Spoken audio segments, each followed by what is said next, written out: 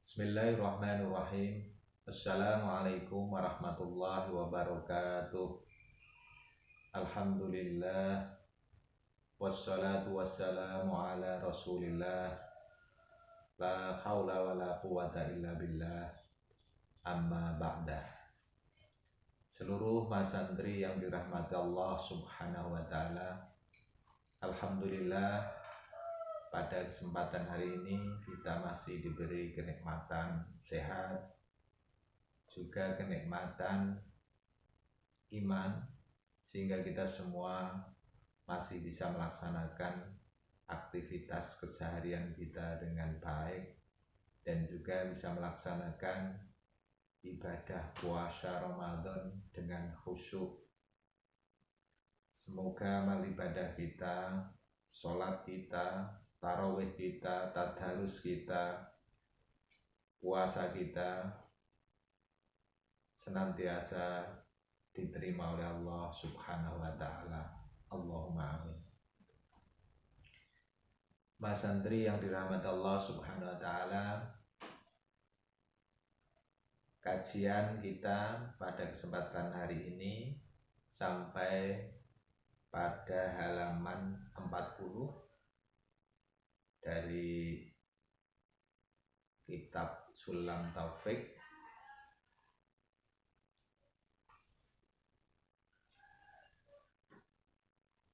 yang membahas tentang maksiat hati. Dan juga barangkali nanti apabila waktunya memungkinkan kita lanjutkan dengan maksiat perut. Baik, langsung saja kita bacakan. Bismillahirrahmanirrahim. Faslun utawi ono fasal suci. Wamin ma'asil qalbi, lan setengah seko piro-piro maksiat ati iku arya riya bi'a'malil birri, kelawan piro-piro tingkah pengamalan sing apik. Riya iku tegese pamer ketika melakukan pekerjaan yang baik, pamer kepada orang lain. Sing jeneng riya yaiku wa huwa al amalu li ajlin nas, ngamal, melakukan aktivitas perbuatan yang baik li ajlin nas, karena arah golek aleme menungso, li ajlin nas, pengalembonane menungso. Nah, ini penyakit hati yang pertama. Jadi beramal baik tetapi tidak lillahi ta'ala, tidak untuk Allah ta'ala, tetapi untuk mendapatkan pengalembono, untuk mendapatkan sanjungan, untuk mendapatkan pujian dari manusia. Wayuh bitu lan ngelebur apa riya, perilaku semacam itu, penyakit hati yang berupa riya itu tadi, itu akan bisa menghapus pahala amal.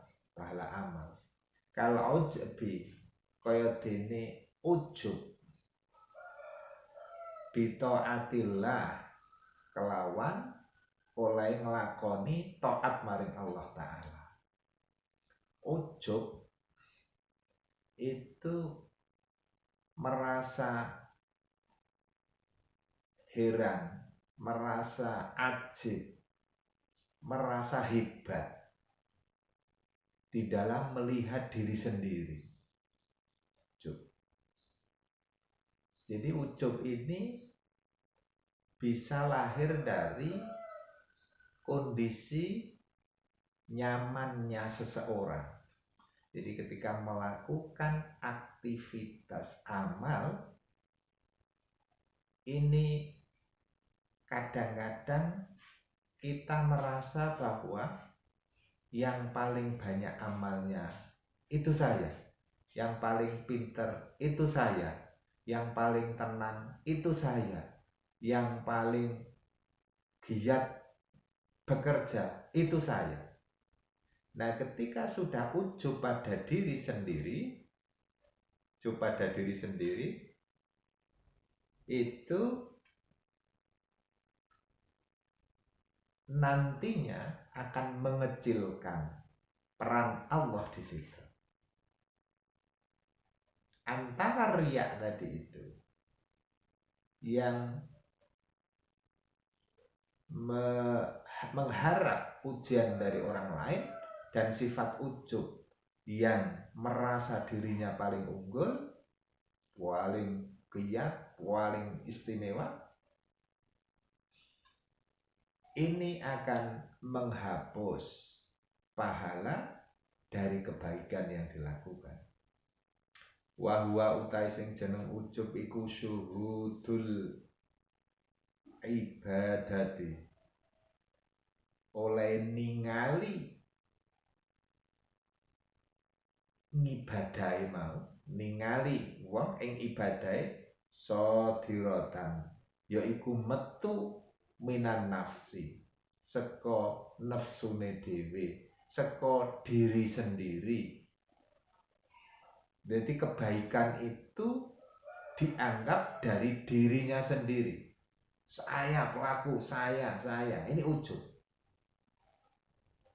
Jadi ningali, jadi melihat perilaku ibadah, tindakan ibadah itu keluar dari dalam dirinya.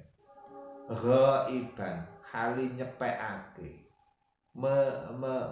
meniadakan, menafikan anil minnati saking kanugrahane Allah Ta'ala. Jadi seseorang yang ujub itu lupa bahwa tindakannya, perilakunya itu sesungguhnya tidak lain adalah anugerah dari Allah Subhanahu wa Ta'ala. Jadi orang yang ujub itu berarti lupa akan ikrar dirinya yang sering dibaca oleh lisannya, la haula wala quwwata illa billahil aliyyil adzim. Ora ana daya kekuatan nglakoni ibadah. Ini pengakuan. Tidak ada daya kemampuan untuk melaksanakan ibadah. La haula wala quwwata, dan juga tidak ada daya kekuatan untuk sumingkir, untuk menghindarkan diri dari maksiat. Jadi tidak bisa melaksanakan perintah Allah, tidak bisa melaksanakan tidak bisa meninggalkan larangan Allah illa billahil aliyyil adzim, kecuali atas pertolongan Allah Subhanahu wa Ta'ala. Jadi ujub itu artinya bertentangan dengan apa yang dia katakan, diikrarkan dalam kalimat la haula wala quwwata illa billahil aliyyil adzim. Lajeng penyakit hati yang berikutnya wasyak, ragu fillahi ing dalem wujude Allah Ta'ala. Ya Allah, ragu terhadap wujudnya Allah Ta'ala, terhadap adanya Allah Ta'ala. Dan ini sungguhnya sudah diajarkan di dalam Al-Quran. Kelompok yang ragu atas wujudnya Allah itu kaum Bani Israel, kaumnya Nabi Musa. Dalam ayatnya disebutkan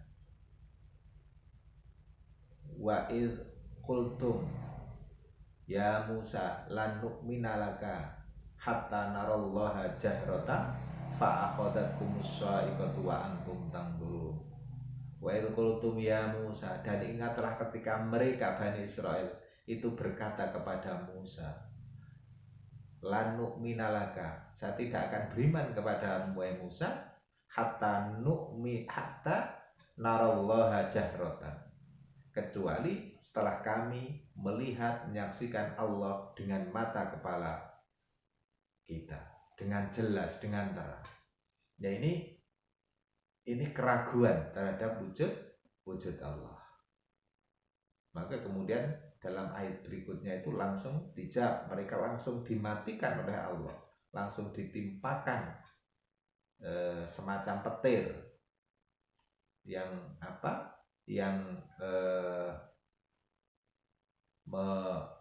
mematikan mereka, dan kemudian mereka hidupkan kembali supaya bisa bersyukur. Lah ini Bani Israil, umatnya Nabi Musa alaihissalam.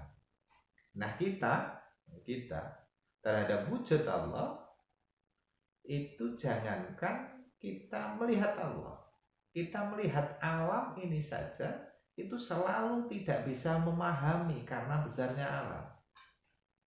Karena alam ini ternyata semakin besar realitas kenyataan alam, itu semakin tertipu kita olehnya. Ya contoh saja begini, saudara itu Mak Santri misalnya ketika ingin mengetahui tentang langit misalnya, apakah Mak Santri mampu menjelaskan apa sih sesungguhnya langit? Langit itu apa sih sesungguhnya? Bukankah langit itu yang kita lihat ternyata hanyalah batas dari pandangan mata kita, bukan langit yang sesungguhnya. Karena langit yang sesungguhnya telah dijelaskan dalam Al-Quran, itu bertingkat, sab'a samawat, bertingkat-tingkat sampai 7 lapisan langit.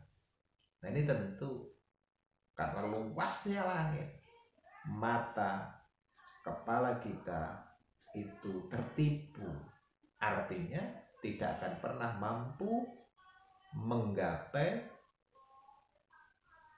hakikat, kenyataan realitas dari langit itu sendiri. Nah apalagi kita mau memahami yang maha besar, Tuhan kita, Allah subhanahu wa ta'ala. Nah tentu bukannya kita sebagai orang yang sombong kalau ingin melihat yang maha besar, untuk memahami yang maha besar dengan menggunakan mata kepala kita. Nah ini salah satu dari penyakit hati adalah ragu adanya wujud Tuhan. Yang perlu kita imani bahwa Tuhan itu wujud, Tuhan itu ada, Tuhan itu esa, Tuhan itu maha besar. Itu harus ditanamkan di dalam hati kita, agar kita itu terhindar dari penyakit hati. Wal amnu mimakrillah, lan uga merasa aman saking sandupoyone Allah Ta'ala. Jadi kita merasa aman dari dari sandupoyo, dari tipu daya. Jadi kita merasa terbebas, sebebas-bebas, makhluk yang bebas, merasakan sebagai makhluk yang bebas. Lah itu salah. Kenapa? Karena ternyata yang membuat skenario hidup kita itu ya Allah subhanahu wa ta'ala. Jadi mungkin dari pengalaman saat ini tentang wabah COVID-19 Corona yang dulunya ya kita terima dan kita anggap mungkin akan segera sirna, akan segera hilang, itu harapan kita semua. Tetapi sampai detik ini, bahkan diprediksikan sampai Lebaran nanti itu pun juga belum tuntas tentang penanganan wabah corona ini. Meskipun tentu kita semua berharap bahwa corona ini akan segera hilang, akan segera musnah dari bumi yang kita diami ini, dari bumi Nusantara khususnya, itu harus segera sirna, harus segera pergi. Nah ini jangan merasa bebas, jangan merasa aman atas apa? Atas skenario yang dibuat oleh Tuhan. Jadi hidup ku rasa carpe diem, Jadi ada skenario Tuhan. Wal kunutu lan megotake mir rahmatillah, memutuskan mir rahmatillah, kasih sayang Allah. Jadi salah satu penyakit hati adalah megotake rahmate Allah, putus asa, rasa putus asa. Duh, urip kok kaya ngene, urip kok jan wakeh masalahnya. Ingat bahwa setiap kita punya masalah, dan masalah yang ada dalam diri kita, yang kita hadapi, itu tentu ada orang lain yang jauh lebih bermasalah, yang jauh memiliki masalah yang lebih berat. Jadi seberat apapun masalah yang kita hadapi, tentu orang lain juga ada yang mengalami masalah itu. Sebesar apapun perilaku, kemaksiatan, dosa yang pernah kita lakukan, ingat bahwa rahmat Allah, kasih sayang Allah itu melebihi seluruh kesalahan yang telah dibuat dan akan dibuat oleh manusia. Itu yang harus difahami. Sehingga jangan sampai kita itu megotake, kita itu pesimis, kita itu putus asa terhadap rahmat dan pengampunan dari Allah Subhanahu wa Ta'ala. Itu penyakit hati. Watakaburu, penyakit hati yang lain, yaitu takabur, merasa besar ala ibadillah, dibanding kawulane Allah yang lain. Jadi diri kita merasa paling besar, merasa paling pandai, merasa paling bisa segalanya. Itu bagian dari takabur. Tidak ada manusia yang sempurna. Apalagi di zaman-zaman akhir semacam ini. Semakin akhir, semakin banyak kekurangan diri manusia. Kenapa? Karena semakin banyak persoalan yang dihadapi, semakin banyak ranah keilmuan yang ditemukan dan seterusnya. Sehingga semakin kesini, semakin ke depan, ini sesungguhnya semakin banyak hal yang tidak diketahui oleh manusia. Nah ini maka tidak ada tempat bagi takabur itu untuk manusia. Takabur. Wa waradul haq, takabur itu memiliki sifat radul haq, menolak kebenaran. Wastihqarun nas, lan ngeremehake menungso. Menolak kebenaran lan uga ngeremehake menungso yang lain. Sopo itu sopo, ora ono apa-apane. Nah, ucapan semacam itu artinya sudah meremehkan orang lain, dan itu memunculkan diri, membesarkan dirinya, dan itulah salah satu bentuk dari penyakit takabur atau merasa besar atau sombong. Annahu khairum min katsirin, annahu sak temene wong sing sombong mau merasa khairun, luwih bagus, luwih apik, min katsirin min khalqillahi ta'ala, seko akeh-akehe makhluke Allah Ta'ala dibanding yang lain. Aku gue sapi dewe. Ini takabur, ini sombong. Jadi sombong itu merasa dirinya lebih baik dibanding banyak makhluk, banyak orang, banyak yang lain. Itu bagian dari penyakit hati. Wal hikdulan ngunek-unek, dendam, ya, dendam. Itu juga penyakit hati. Wa huwa idmarul adawati, yaiku berupa sing jeneng unek-unek, dendam. Itu nyimpen sateru, menyimpan adanya permusuhan.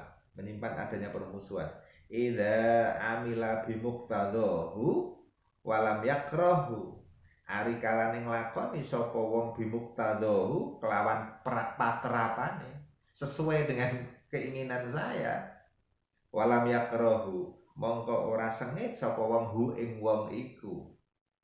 Jadi sing jeneng al-hikdu duwe unek-unek, pendendam itu ketika melihat orang lain ora padha karo sing tak lakoni. Nek dheke gelem nglakoni apa sing tak usuli, apa sing tak lakoni, apa sing tak anggap bener, baru dia adalah teman saya. Kalau tidak, berarti dia itu musuh saya. Nah, ini penyakit al-hikdu utawi pendendam. Jadi memaksa orang lain harus sama dengan dirinya dalam hal berperilaku atau berpendapat. Yo nek awakmu padha karo aku, yo boloku, nek ora yo ora. Nah, ini adalah penyakit hati yang berupa al-hikdu.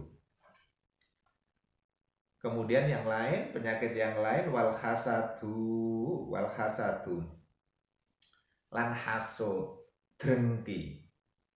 Hasud, dengki. Wahya karohiyatun nikmah lil muslim. Apa itu dengki? Apa itu hasud? Hasud yaitu sengit anane nikmat yang diterimakan lil muslim wong liya, wong Islam liya. Jadi ono kancane tambah sejahtera, itu ora seneng malah sengit. Nah, ono kancane oleh hadiah, ono kancane oleh rezeki sing akeh, kuwi sengit, merasa ora seneng. Ha iku jenenge hasud, hasad. Jadi kancane mendapatkan penghargaan, kancane mendapatkan kenikmatan, itu ora rumangsa seneng, bahkan sengit. Terus pingine kesejahteraan, rezeki, kebaikan yang dimiliki oleh orang lain tadi itu pindah ke tangan dirinya. Itu disebut hasud. Utawa drengki, ya, dalam bahasa Jawa ini drengki. Wastisqaruha lan milang-milang abot. Milang-milang abot maring nikmat mau idalam yakrohu ari kalane ora geding. Idalam yakrohu ari kalane ora geding maring man au amila bi muqtadhahu utawa gelem nglakoni patrapane wong mau. Jadi nek duwe nikmat kemudian juga nikmate mau iso kesedot ning nggon wong sing hasud, gek merasa pro ora benci. Nek gelem pro karo aku, nek gelem cocok karo aku, nek gelem ini juga disebut drengki terhadap orang lain yang mendapatkan kenikmatan. Nek awak mendapat kenikmatan kuwi ya kudu manut maring awakku. Nah, ini juga bagian dari hasud.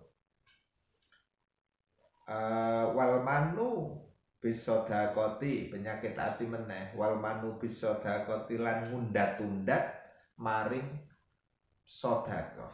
Jadi ngundat-undat maring apa sing wis diparingake, apa sing wis disedekahke kepada orang lain. Awakmu nek ora kliru bodho wingi anu ya, tak wehi duit ya, tak wehi sarung ya, tak wehi baju. Itu ngundat-undat. Jadi apa? Menyebut-nyebut pemberian yang telah diberikan kepada orang lain. Nah, itu kan yo marai sedih orang yang diberi itu kan ya. Nah, ini jenenge almanu bis sedekah. Nah, itu harus dihindarkan. Bulan kemarin awakmu tak tukoke pulsa yo. Misalnya gini kelasnya Mas Andri. Bulan kemarin kan awakmu tak jajake ayam geprek yo. Nah, ngono iki ngundat-undat pemberian. Nah, ini hati-hati. Kita harus sadar. Itu penyakit hati almanu bis sedekah. Wal isa wayubtilu lan batalake iso menghapus sawabaha ing ganjarane sedekah. Jadi ngundat-undat itu bisa menghapus pahalanya sedekah. Wal israru lan netepi ala dzambi ing atase dosa. Lah penyakit hati sing liya tetep nglakoni dosa terus dilakoni iki penyakit hati iki. Netepi malah seneng rumoso seneng bangga. Seneng ya netepi terus wis pokoke lah sithik dosa sithik terus dilakoni iki termasuk penyakit hati. Netepi anane dosa. Wasu idzani billah lan penyono sing ala maring Allah Ta'ala. Duwe penyono sing ala maring Allah Ta'ala. Jadi wah Allah Ta'ala iki kok ya ora adil karo aku. Lah iki penyono Allah Ta'ala kok ora adil. Aku kok ora diluluske wingi ning ujian. Kuwi penyono sing ala maring Allah Ta'ala. Allah iki berarti ora adil. Mestine aku sing lulus. Ingat, di dalam setiap kegagalan saudara, di dalam setiap ketidaklulusan saudara itu selalu ada hikmah di balik itu. Yang kamu pasti tidak tahu hikmah di balik itu. Kenapa? Karena belum terjadi di saat pengumumannya itu. Jadi ya kita terima saja, biasa saja, tenang saja, santuy kalau bahasa Mas Andri, santuy gitu ya, santuy. Wal israru ala dzambi wasu idzan billah wa bi ibadillah lan jo penyono Allah maring kawulane Allah Ta'ala, maring koncone di penyono Allah, maring koncone, maring saudarane, maring tanggane, maring ya Allah, maring wong tuane, maring kakak-kakake, maring adike, maring sapa wae penyono Allah maring wong liya. Itu juga penyakit hati. Jadi suudzon itu harus dihindari, suudzon harus ditinggalkan, suudzon harus dibersihkan dari hati kita supaya bersih, jernih hati kita. Wal ghadaru bibatil watakdzibu lan gorohake bil qadari maring pestene Allah Ta'ala. Jadi di antara penyakit hati yang lain yaitu gorohake. Artinya gorohake itu ya orang bener ke, tidak membenarkan. Jadi menyalahkan adanya pesten takdir, pepesten, kehendak, kepastian dari Allah Ta'ala. Jadi menolak adanya pepesten, gitu ya. Jadi gorohake, jadi tidak percaya, gorohake. Jadi ono ning goro, jadi tidak membenarkan adanya kepastian dari Allah Ta'ala. Itu bagian dari penyakit hati. Wal farahu bil maksiyati lan uga seneng, bangga kelawan nglakoni maksiat minhu au min ghairihi saka awake dhewe utawa saka wong liya sing nglakoni maksiat. Wah, aku bengi entek 3 botol. Nah, misalnya begitu, bangga. Awakmu entek piro? Aku entek 5 botol. Wah, cekakaan kuwi. Luar biasa. Oh, sewengi aku entek, aku main judi, main klothok entek 5 juta. Lah aku entek 10 juta. Aku entek sapi siji. Bangga. Bangga. Ngelakoni maksiat itu bangga. Nah ini apa? Juga bagian dari penyakit hati, baik dari dirinya maupun orang lain. Jadi ana wong liya nglakoni maksiat juga bangga, dirinya sendiri nglakoni maksiat juga merasa bangga. Itu bagian dari penyakit hati. Wal ghadaru lan cidra maling janji, nyedrani janji walau bikafirin, senajan janjine mau maring wong kafir. Jadi ya kalau sudah janji itu harus ditepati, karena janji itu al-wa'du dainun, janji itu adalah hutang. Jadi harus dilaksanakan, harus ditepati. Tidak pandang bulu kepada siapapun, kalau janji itu tetap harus dilaksanakan, harus ditepati. Wal makrulan nipu, makar, menipu pada orang lain, nipu. Wes kuwi HP ku tukunan 700.000 ae. Wingi malah wis ana sing nawar 800. Padahal belum ada yang nawar, ini nipu namanya, menipu.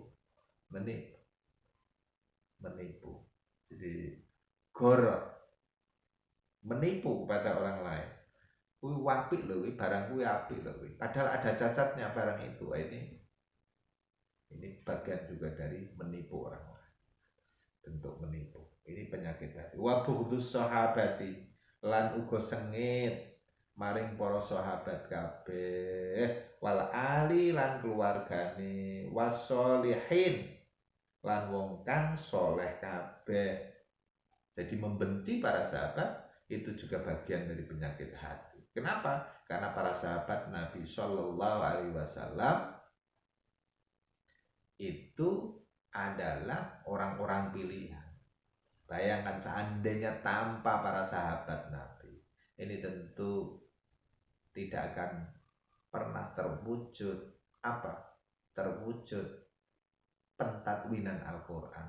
Quran bisa dibukukan, kitab-kitab hadis, kutubus sitah, kutubus sab'ah, kutubus tis'ah, kutubus sitah, kutubus tis'ah, ini bisa terbukukan dengan baik. Nah ini kalau tanpa adanya sahabat itu tidak mungkin akan terjadi, tidak mungkin akan terwujud. Dan juga Islam bisa menyebar ke seantero dunia, ini salah satunya juga jasa para sahabat. Maka membenci sahabat itu bagian dari penyakit hati. Demikian juga kepada keluarga Nabi, kepada keluarga para sahabat. Karena keluarga sahabat ini kemudian anak turunnya ini para tabi'in melahirkan tabi'ut tabi'in dan seterusnya. Nah inilah yang harus tetap terus kita cintai. Jangan sampai kita kemudian bughdu, merasa benci, merasa kepada mereka. Dan juga kepada orang-orang soleh, kepada orang-orang yang baik, kepada orang-orang yang soleh, yang berbuat baik. Itu harus kita cinta kepada mereka. Nah, tengere wong soleh, tengere wong sing apik, dawuh Gusti Kanjeng Nabi, yaiku man ahsana man asa'ahu. Ini berat sekali untuk dilakukan itu. Tengere wong sing apik, tanda-tandanya orang yang benar-benar baik adalah man ahsana man asa'ahu. Bisa berbuat baik terhadap orang yang berperilaku jahat kepadanya, orang yang berperilaku buruk kepadanya. Jadi membalas kejahatan, membalas kejelekan dengan perbuatan yang baik, dengan kebaikan. itulah orang yang benar-benar baik. Nah, marilah kita semua belajar dan terus belajar untuk menjadi orang yang benar-benar baik ini. Tentu kita masih dalam proses dan terus kita selalu berproses. Jangan sampai kita berhenti dalam proses membaik itu. Maka bahasa yang sering saya ungkap yaitu kita ada dalam proses membaik. Terus berusaha untuk membaik. Bukan sudah baik, tapi terus membaik. Kita berusaha untuk membaik. Karena kadang-kadang kita ketika dibuat gelo, dibuat gelo oleh orang lain, itu kadang-kadang kemudian kita juga membalas rasa gelo kita itu dongkol ning hati itu masih terkadang masih tertanam di dalam hati kita. Jadi artinya kita memang belum menjadi orang yang baik beneran. Kalau orang yang baik beneran itu dijahati, dijeleki, diapakan itu ya, dikecewakan sekalipun itu tetap akan berbuat baik akan membalas kebaikan kepada orang itu. Nah, itu benar-benar baik. Kemudian kita lanjutkan wal bukhlu bima aujaballahu. Bakhil itu gumet kalau dalam bahasa Jawa. Bakhil, gumet, pentil. Nah, itu gambaran orang gumet, orang itu pikir. Pentil itu maunya kan masuk angin itu kalau lewat pentil itu di roda kendaraan itu, sepeda, mobil juga ada pentilnya. Nah itu bisanya angin itu kalau masuk, kalau keluar tidak mau, itu pentil. Jadi orang itu jangan sampai pentil, dapat masukan tapi tidak mau memberikan kepada orang lain, tidak mau tidak mau mengeluarkan. Nah, itu pentil. Wal buhlulan gumet bima aujaballah maring apa sing wis diwajibke Allah taala, ya berupa zakat. Ya ada zakat mal, ada zakat ada zakat fitrah, ada zakat profesi dan seterusnya. Kemarin kita telah bicara tentang macam-macam zakat. Wasyuhu, penyakit yang lain adalah loba, kumet juga ya, loba. Wal khirsu, gerangsang, loba, gerangsang. Wal khirsu, gerangsang itu punya keinginan yang sangat kuat, ambisius. Loba ya ambisius terhadap dunia. Jadi itu juga penyakit hati. Jadi kekarepane, kehendaknya itu harus dituruti.